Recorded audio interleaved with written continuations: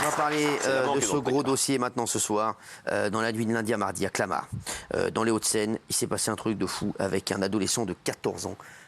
Histoire encore incroyable, je vous le dis. Et quand on dit qu'on marche sur la tête et que rien n'est adapté en fait à la société d'aujourd'hui, vous allez voir avec cette histoire que c'est exactement ce qu'on dit. C'est-à-dire que la justice n'est pas adaptée aux adolescents, à la société d'aujourd'hui, et rien ne bouge. Excusez-moi, hein, Bernard Montiel. Pourquoi moi? Pourquoi Bernard Montiel? Parce qu'avant qu'on écoute cette histoire, Bernard Montiel, qu'est-ce qui a été fait depuis 7 ans au niveau de la justice? Non mais qu'est-ce qui a été fait? C'est le poste, pour moi, et le ministère où il y a le plus de travail. Qu'est-ce qui a été fait? Parce que vous êtes un petit peu le porte-parole du gouvernement. Ah bon? Ça recommence. Non, mais je ne suis pas encarté, je tiens à le dire. En plus, les juges, ils font un travail exceptionnel. Ils sont débordés de travail, je le dis, les juges, franchement. Et les pauvres, il faut les aider, justement, parce qu'ils ont 50 000 dossiers et que rien n'est fait pour eux. Et que les juges, ils sont laissés dans un désarroi total. Et c'est la fermeté des juges, ça se discute. Le syndicat de la magistrature, placé à l'extrême gauche, ça se discute. Quand tu vas dans les tribunaux, tu vois le juge avec son greffier qui arrive pour une audience d'après-midi avec ça de paquet. On les aide pas, arrêtez. Tu te dis, mais le pauvre greffier. Quand j'entends un ancien magistrat comme Georges Fenech qui a tous les jours lutté contre l'extrême gauche dans la magistrature, qui a essayé de fonder un syndicat pour lutter contre ça, quand vous l'écoutez lui, quand vous écoutez Philippe Bilger ou des gens comme ça... On va faire un débat, merci. Et juste, je vous le dis, ils l'ont été toute leur carrière. Rien n'a été fait. Au moins l'excuse de minorité. L'excuse de minorité. Il fait quoi votre ami, le garde des Sceaux? Mon ami en plus. Rien. Votre ami? Vous savez très bien que non. Ah, c'est pas du tout. Ah, c'est plus votre ami, c'est vrai. Ça n'a jamais été. Ah oui, ça n'est pas votre ami.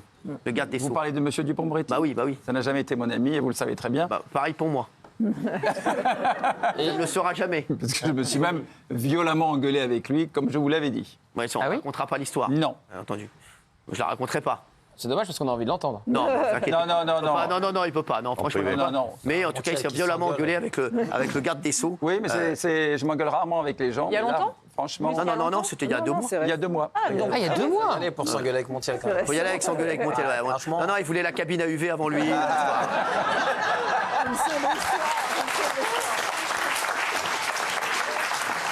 Une histoire sordide. Allez, là, on va vraiment parler d'une histoire sordide. Cet adolescent de 14 ans. Histoire de fou, Michel. Ça commence à Palaiseau cette nuit à 2h50 du matin. Une patrouille de la BAC repère une 3008 qui roule à vive allure. Ils se mettent derrière, ils relèvent l'immatriculation pour vérifier si c'est pas une voiture de police, parce que c'est un modèle très utilisé par la police. Et elle ressort par radio, et elle ressort au véhicule volé. Donc ils actionnent le gyrophare, le 2 tons, ils essayent de le serrer. Et il fait un délit de fuite, il refuse d'obtempérer. Il enquille la 118, la N118 à 150 km/h. Il sort à Clamart sur la D906.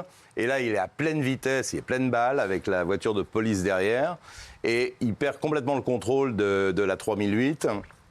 Il prend le terre-plein central, se retourne et tamponne de plein fouet, en choc frontal, une petite 207 conduite par un garçon qui a 34 ans, qui s'appelait Marvin, et qui allait travailler. La voiture du volé, la voiture volée donc s'est retournée et dans le choc a pris feu. Les policiers qui étaient juste derrière interviennent, d'abord interpellent le conducteur qui était en train de s'enfuir à pied, qui essayait de s'enfuir à pied. Et d'autres policiers qui arrivent aussi en même temps, parce qu'ils avaient des appels radio dans ces cas-là, surtout la nuit, il y a beaucoup de renforts qui arrivent. Et donc les renforts s'occupent de la victime qui, sous le choc, la voiture a été littéralement explosée, la petite 207, et elle a reculé de je ne sais combien de dizaines de mètres. Et à l'intérieur, ce garçon de 34 ans qu'on n'a pas pu ranimer, qui est mort sur le coup. Et on s'aperçoit en réalité que le conducteur de la voiture volée avait 14 ans. Il avait, donc évidemment, ça va sans dire, pas de permis de conduire. Et en plus, il a des antécédents judiciaires, c'est-à-dire qu'à 14 ans, il a déjà deux affaires judiciaires qui ne sont pas liées avec le code de la route. Pour lui, il s'appelle Mohamed, il est né en 2009 à Metz. Gilles. Il a été jugé notamment au tribunal pour enfants de Créteil et déclaré coupable de vol avec violence, déclenchant une ITT de plus de 8 jours.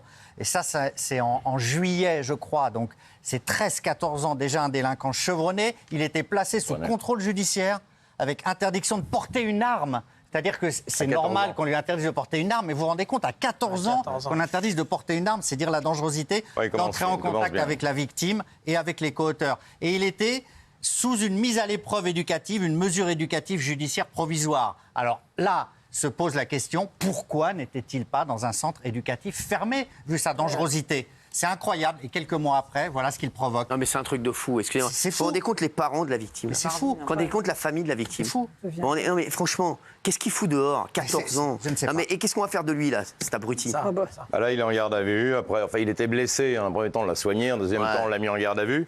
Et là, je pense que la question de l'incarcération va sérieusement se poser. Les parents, ils sont où, les parents mineur de moins de Ils 15 sont où, ans. les parents C'est ça qui est fou. Ils sont où, les parents, 2h50 Gilles du matin. Il Verdel habite à Fresnes et il dit qu'il a volé ça à le Comme ça, véhicule il sera sur pas loin de- commande, mais on ne sait pas Gilles si Verdel, c'est vrai. vous savez ce qui est fou chez vous Non, mais parce que là, je vais m'arrêter sur vous 2 petites secondes. Sur moi Oui. Vous savez ce qui est fou chez vous C'est que toute l'émission, vous cautionnez tout ce qui se passe à la fin de l'émission. Et à la fin de l'émission, vous faites l'étonner. Et vous hochez la tête, ça, mais c'est fou quand même ce qui s'est passé. Et alors que tout oui, le long de c'est tout l'émission, ouais. sur toutes les prises de position, sur tous les débats, sur tout ce qui pourrait être fait pour éviter ça, eh ben, vous êtes contre. Ah non. Et à la fin de l'émission, ah non, mais Non, vrai non, que c'est faux, c'est Bah vrai. si, je suis désolé. Mais je suis quel est le désolé. rapport entre Je suis ce que je désolé. dis Non, mais à je suis l'Assemblée désolé. nationale Je suis et la désolé. délinquance Non, mais pas que ça. Je Excusez-moi. dis qu'il doit être en centre éducatif fermé, je vous le Non, mais- martèle. Non, mais les parents, on avait dit qu'il fallait sanctionner les parents. Un mec comme ça, t'aurais sanctionné même ses Moi, j'ai parents. un exemple très précis. Bah oui, ouais. Bah, vous dites par exemple, en fin d'émission hier, il faut expulser systématiquement les OQTF. Vas-y, perroquet de Syrie. Et quand Maud Bréjean dit qu'il y a un lien parfois entre l'immigration et l'insécurité, vous lui tombez dessus. Exactement. Bah oui. Et l'OQTF hier, il faut il a expulser raison. les OQTF, Voilà. c'est pas bien. Et puis quand Maud Bréjean dit scandaleux, scandaleux. Voilà. Non, il a raison. Non, mais il t'a séché. Il t'a séché. Bah, séché sur quoi Bah, Surtout sur l'ensemble de ton sur œuvre. l'ensemble de ton œuvre. Merci. Merci, bébé. Oui. Mais ça, c'est dégueulasse, Cyril. Non, c'est la vérité.